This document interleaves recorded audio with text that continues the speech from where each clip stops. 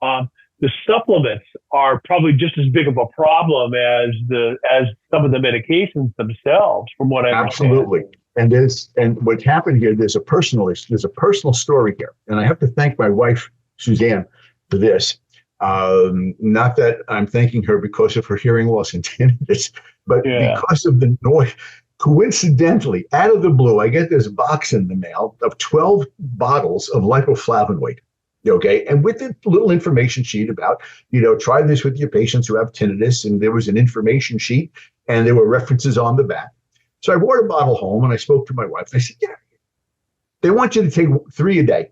Okay. And let's see what happens. And Suzanne, she's a little more conservative than I am. She goes, no, I'm going to do 1 a day. Okay. So I do 1 a day, see what happens. Okay. So she starts doing the lipoflavonoid once a day. Okay. And, and I'm checking how you're doing, blah, blah, blah, like that. Well, about a month after she started this whole thing, she develops kidney stones. And I say, like, what? Nothing changed in her diet. Nothing changed at all, except we started to add this supplement.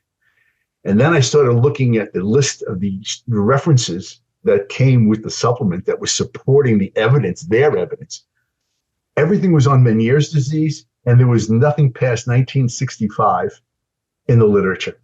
And this was like 2005. No, I'm sorry, 2012 or something like that. Wow. And it's like, this is 40-year-old data, and they're marketing it. And one thing led to it. I started looking at the ingredients in lipoflavin in this drug. None of them. There was no published research at all on the specific ingredients that were in the pill. And then I started thinking, well, what else is out there? And with the internet, I just started putting supplements, tinnitus supplements, or supplements for tinnitus. And all of a sudden, I have like 45 products that came up.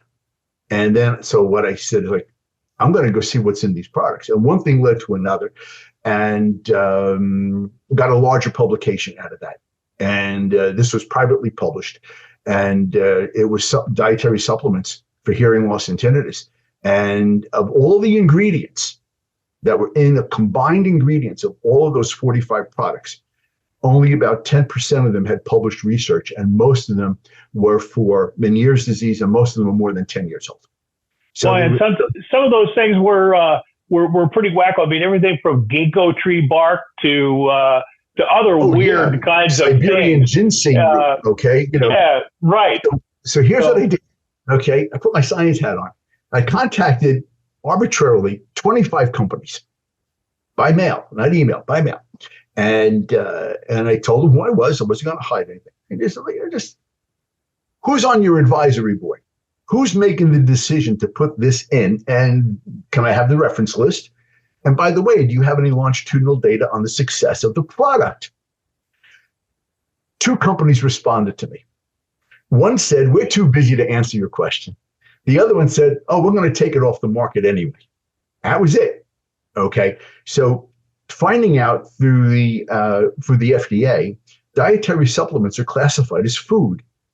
And because they're classified as food, they don't have to go through the scrutiny of a pharmaceutical for evidence-based research. They don't have to do that. Wow. So tongue-in-cheek, I used to tell in my lectures that my mother's spaghetti sauce from her mother's recipe from the Italian lady from Jersey City cures tinnitus. Okay. All I have to do is make sure that what's in the jar is on the label.